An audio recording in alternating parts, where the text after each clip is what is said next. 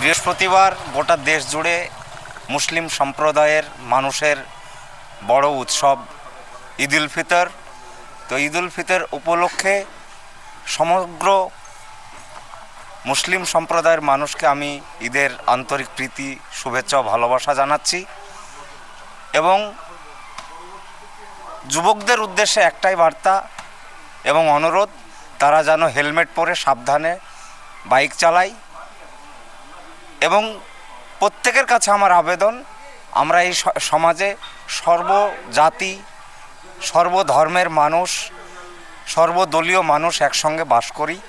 যার যা মনে দুঃখ, কষ্ট বা রাগ, অভিমান যদি থেকে থাকে, আমরা সেগুলো ক্ষমার চোখে দেখে এই সমাজে সম্প্রীতি বজায় রেখে একসঙ্গে বসবাস করার আবেদন রাখছি। অ্যাকচুয়ালি